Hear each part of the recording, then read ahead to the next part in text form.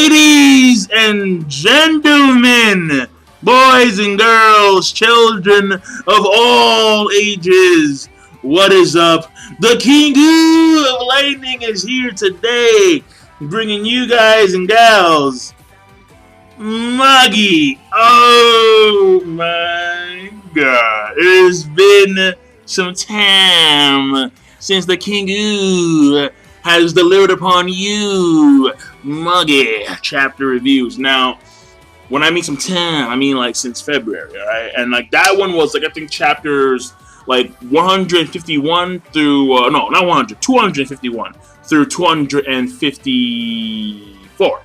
So today is going to be 255 through 260. Now, I've already talked about the reasons why I couldn't do the chapter reviews during my last semester, but fact of the matter is that that's all said and done with, and here I am today. I'm hoping to actually catch up with Magi fully, completely by next week. I'm gonna gander around either mid next week or late next week. That's my assumption, but depending on how things work out, it could be actually earlier than that or later than that. Who knows? But I'm gonna catch up. I will this month, guaranteed. Now, these chapters of Magi, all right? Oh my god! Holy shit! Not only are we getting massive plot progression, very good characterization, not just in the sense of their personas, but also in the sense of their combat ability, because this is a battle shonen, so a character's combat prowess is very quintessential to a character's characterization and character development. But also the conclusion of this battle between Hakuryu and Alibaba, between Judar and Aladdin, was shocking. Alright? Like, honestly, like, I couldn't believe what I was seeing here. I'm like, Alibaba? The fuck, dog? And Aladdin, I mean, bro, that was fucked up. That was fucked up. There ain't no doubt about it. I'm like, no. Potentially, you have two very prominent characters. One of them being a main character. Probably the main character. Because there's the protagonist and then there's the main character. So, probably the main character. No longer a factor in the story. Now, I highly doubt that, obviously. I highly doubt that. But I remember the author stated that there were going to be a lot of character deaths in this portion of the story. But what happened to Judar wasn't even a death. Well, technically Alibaba too. Because what happened to him wasn't really a death. What happened to freaking Judar was not a death at all. But it was shocking. It really, like, Aladdin did Judar like that? So, let me just talk about the chapters in sequence here. First of all, chapter 255 was actually a pretty good chapter, because we get to understand what Solomon's wisdom really is. It allows Aladdin to actually access the Sacred Palace, where which he can actually talk to individuals' rooks, not just from this world, but also from the world of Amatoran, the root that has joined the Great Right Flow, and in essence gain knowledge from them. And it's cool in the sense that from a character standpoint, Aladdin didn't know what was going on, but it wasn't until he actually went to Magnostat, and when he actually started to learn the fundamentals of magic, did he actually start to understand some of the core, like he started to actually understand what some of these guys were saying, what some of the rook was saying. And that was actually fairly good to understand that. And him actually being able to use the vectors.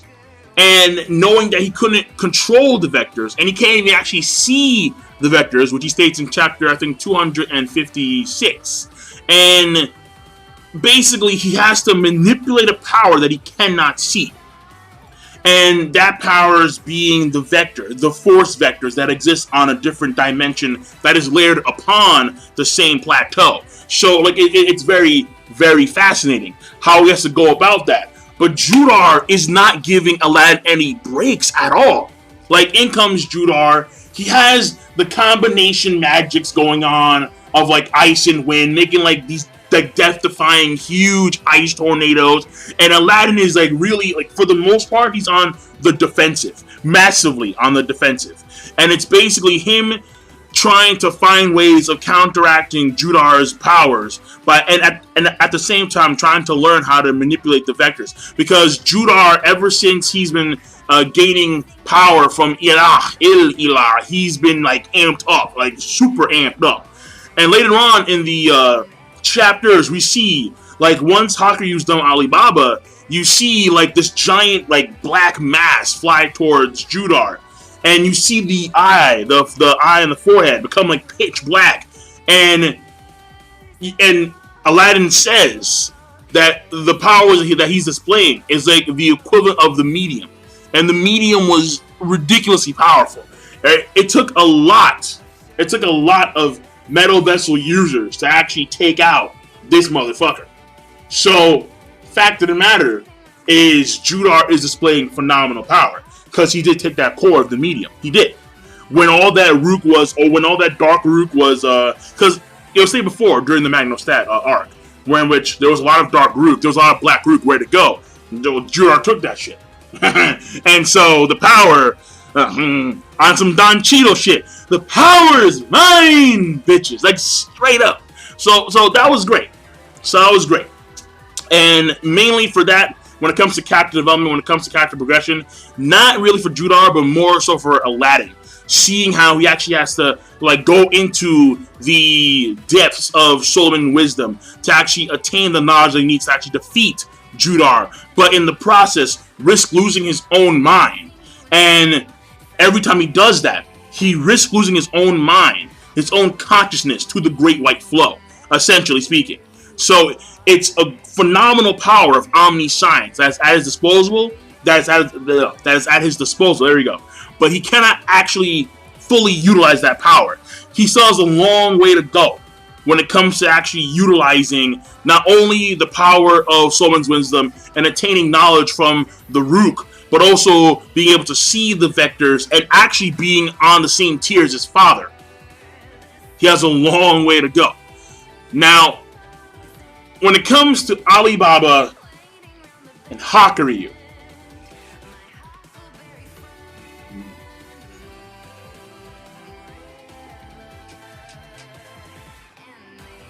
bruh, oh my goodness. Wow, I mean, I really thought that Hakuryu was, not Hakuryu, Alibaba.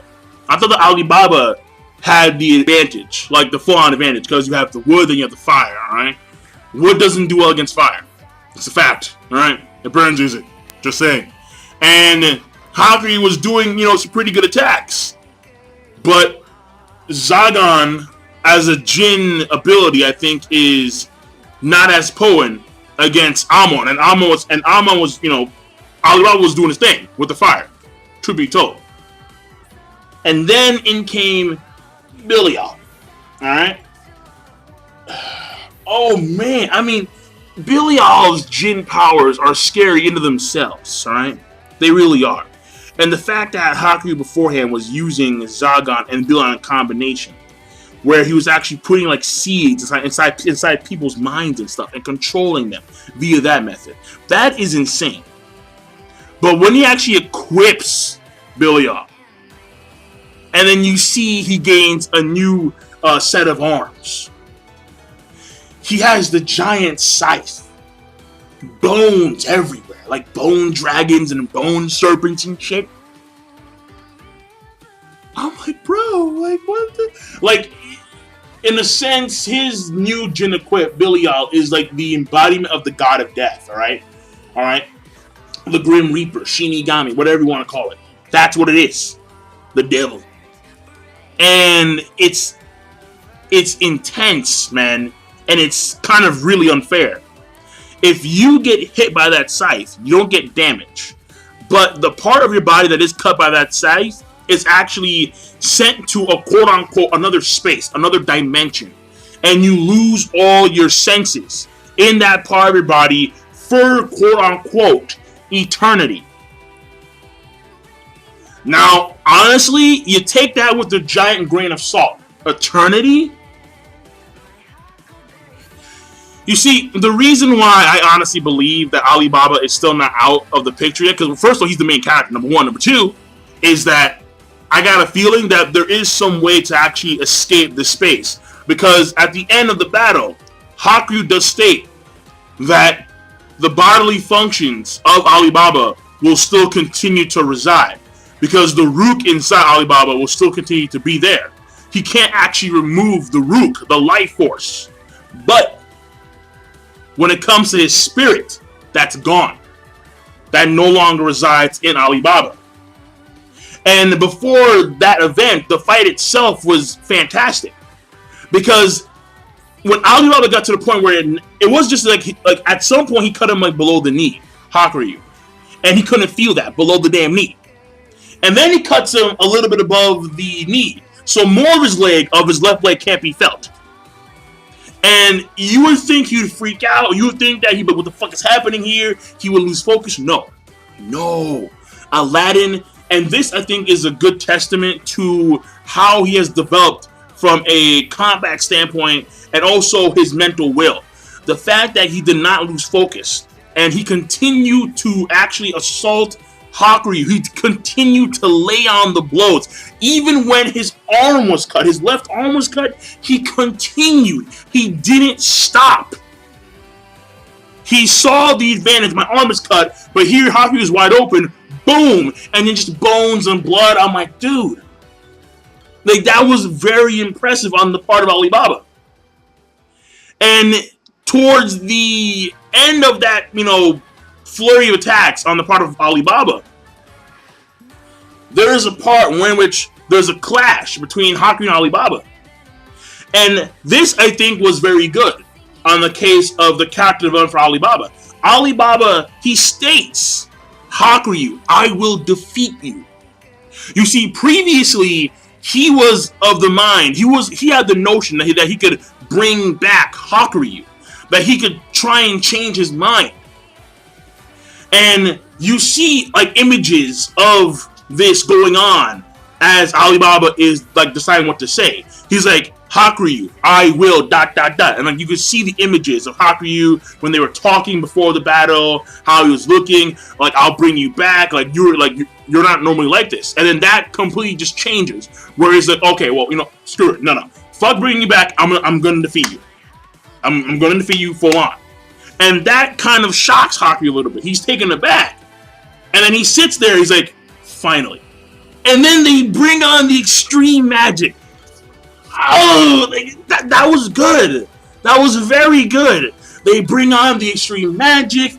And then if Alibaba, he has the flame sword going on with like the 6 protrusions of fire. And not only that, but he actually makes like these 2 fire columns that rush towards Hakuryu. And they cut off his escape path. So Hakuryu has essentially no other choice but to take the attack of Alibaba. And Alibaba's all staying stuff, like, and then he just runs, he thrusts this flaming phoenix thrust thing right for Hakuryu. Hakuryu counters, like this giant bone dragon serpent thing. And like, honestly, Belial, like that Jin is scary. That Jin is horrifying. And Belial roars. And the roar, it doesn't simply negate. It devours, quote unquote, devours the 5 senses. So, essentially speaking, the effects could be permanent since it devours the 5 senses. And it was effective for a period of time, but then the flames of Amon burned through. They just burn through. And he winds up getting close enough to Hakuryu where they can actually have a clash, a final clash in the battle. And the suspense was amazing. Because you have the clash, you have the explosion, and then you have the flash of white, you have Aladdin and Judar. They stop their battle, and they're watching those 2 fight. And then you see a silhouette of someone, and their legs are just gone. And you're like, who is that? What's going on there? And boom, Hakuryu, both of his legs cut, burned off. I'm sorry, let me be more specific here. Literally, Alibaba vaporized Hakuryu's legs. He vaporized them. I think it's like right above the knee. That's what I think it is. But Alibaba got done in worse. Because Hakuryu sacrificed both of his legs to the vaporizing flames of Amon, in order for him to bring down the sight of Belial upon Alibaba's skull. And when he did that, he removed the spirit of Alibaba from his own body. And that spirit now resides in a separate space that apparently can no longer return to the body. Which, again, I doubt. But that is what is stated by Hakuryu. He brung down the sight upon his skull. And you're thinking Alibaba's, maybe he kind of won that. No. He's just drifting there. His Jin equip vanishes. His sword falls down, falls to the ground. And then, well, not falls to the ground, but he's grabbed, as he's falling down through the air, he's grabbed by Hakuryu, because Hakuryu's still there. And he's like, I'm fucking triumphant. And not only am I triumphant, but to get even, I'm going to take Alibaba's legs. Since Alibaba has no more use for his legs, I'm going to take his legs, I'm going to make him my own. Aladdin is horrified. And Judar is mad hyped. He's like, yeah, and he's like, that's my liege, my lord, like, that's my fucking boy right there. And then he's like, Judar, continue your fight, win, and come back to me. He's like, yes, my liege, I got this, don't worry about it. Like, see, Judar got mad hype. So, in that moment, what we have here is the bond between Judar and Hakuryu, I think, strengthened, because he sees that not only is Hakuryu willing to sacrifice his body, like, immensely to attain victory, but also the fact that he was sadistic enough to request Alibaba's legs so he can have him, since Alibaba no longer needs them. Yeah, definitely, that was huge character development and character progression, I think, on the part of Hakuryu more so than anybody else, but also with Judar as well, indirectly, because Judar, he really liked that. He's like, that's the way it should be. This is my king vessel user. This is my boy right here, man. Alright, we ride or die for life, man. Me and Hakuryu, forever. Forever, ever? Forever, ever? Forever, ever? Forever, ever. Unfortunately, not the case. Because Aladdin had other plans. So, no. There is no forever, ever with you two. Fuck that shit. I'll make it never, never. And not never, never land. I mean, like, you going to space. Straight up. Deep space. And you can't come back. Space. I mean, that I think was more so the most fucked up thing, honestly. Because it was like, what? Hakuryu had his legs chopped off. Alright, that's pretty damn intense. They got vaporized off. Let me be more specific here. And by the way, the artwork was actually pretty good too, because you could see that it's mainly black and charred, and like you can see the searing of the leg, but at the same time you could see like just Hakuryu covered in fucking sweat, and he just wincing in pain. It was very good artwork, through and through, honestly. And then you have Alibaba, who essentially is, his spirit's no longer there. Can't come back. He's a husk. That's really fucked up. But Aladdin sent Judar he sent him out of fucking orbit. In a fucking space.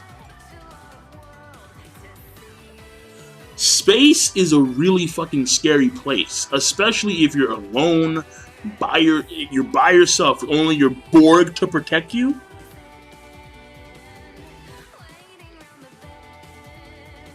And not only that, but you can't return to the planet because Aladdin permanently changed the force vectors against Judar. So he punches Judar with a Ugo Sand Giant. And that force continues to act upon Judar for quote-unquote all eternity. There is a lot of all of eternity shit going on, which is why I'm kind of, like, I'm very hesitant, because all eternity, like for all time, I kind of doubt that a little bit. I really do kind of doubt that. Because in my mind, I'm thinking at some point Alibaba's coming back, and at some point Judar's coming back. I got a very strong feeling that that's the case. I really do.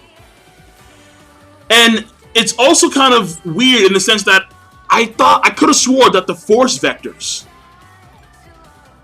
were only a layer, like they were a dimensional layer that only existed upon the planet itself. For the force vectors to continue to act outside of the planet, I think it's a little bit funky. I honestly do. Because you have the physical layer, you have the force vector layer, then you have the Rook layer. You have the three-dimensional layers that act upon the planet, that reside within the planet. But apparently, since Judar is he's still being pushed by the force of Ugo's punch, even in space, that means that these layers also reside within space as well. So there is a way for Judar to escape, and that is for Judar to be able to actually control the force vectors themselves. But I don't know if we can actually do that.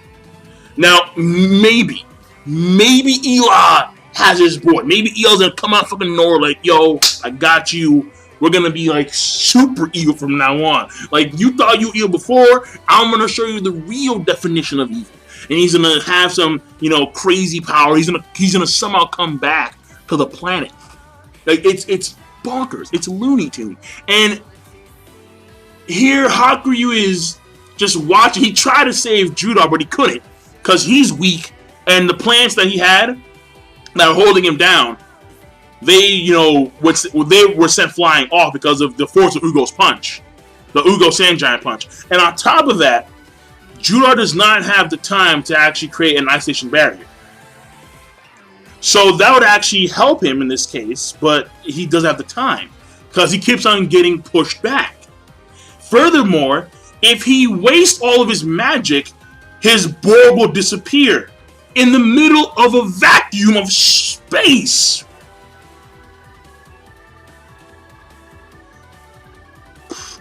Yo, Judar or Judal, because I think it's an owl. Yeah, I think it's Judal. I say Judal because it used to be Judar, but then changed to Judal. Whatever. Judal is in a massive pickle. Oh my god. Like, he must be in the worst pickle seen in Magi history. Whoa. And Alibaba's second, because I have no idea how he's going to get back. Probably with the assistance of his friends. And honestly, now that because okay, here's the thing. As I was wondering for a second if Morgiana and company, if his household will still have their powers, but they probably will, because his Rook is still active, but his spirit is no longer there, so they'll probably still have their powers. So that being said, these chapters, I think, are, for the most part, pretty damn good. Alright? On average, I think the chapters are great. And great is an 8 out of 10. So, I mean, if you don't know, now you know. Alright? They're great. And I think more so than anything, I want to give the chapter where Judar got set in the freaking deep space, like, in a great plus, at least. Because it really does set the tone for what's to come. It's not just, okay, like, Hakuryu and Judar, victors, we won, like, this team won. No. It's, you lost your mate, I lost my mate. What do we do now? And there's still a lot of stuff left with Cohen, with Sinbad. Oh, God. What's going to happen there? I have no idea. But the anticipation is killing. So now that I'm done this review, all right, now you know my thoughts on the chapters as a whole, because they were excellent for the characters, they're excellent for their development, progression-wise, pretty damn good artwork. I mean, most of it was a little bit scratchy, but not most of it. Some of it was scratchy, but again, I do like the details, especially when it came to the designs of the Jin equip, as well as the way Hakuryu looked. Like the moment he had his legs vaporized off, and then you had this, and then you had like the searing and the wincing. That was very damn good. And also, I think that the planet could have been drawn a little bit better from Judal's standpoint, because it was like kind of hazy and fuzzed out. But I mean, that being said, it was still very imposing, very intimidating, because he's being sent away from his home essentially. Like, and I don't mean like he's sent off to a far off land. I mean like he's out of there. Like, fuck the solar system. He's gone. So I mean, where he is now, I don't know. And I'm trying to figure out how he actually attained this infinite rook, or this endless rook, to actually push him back continuously. That's crazy. And even if he dies, according to Aladdin's voice of the Hakuryu, even if he dies, even if he is, swayed to try and change the force vectors, he can't do it. It's beyond his control. That's fucking nuts. So, that's it. I'm done. King of Lightning, I will see you guys for the next installment of Magi chapter reviews. Of course, if you want to go back and read them, give me your thoughts. I know I'm really far behind, but again, I'm catching up here. I'm catching up slowly but surely. So, King Lightning, rate the video, comment, subscribe. Peace, and have a nice goddamn day.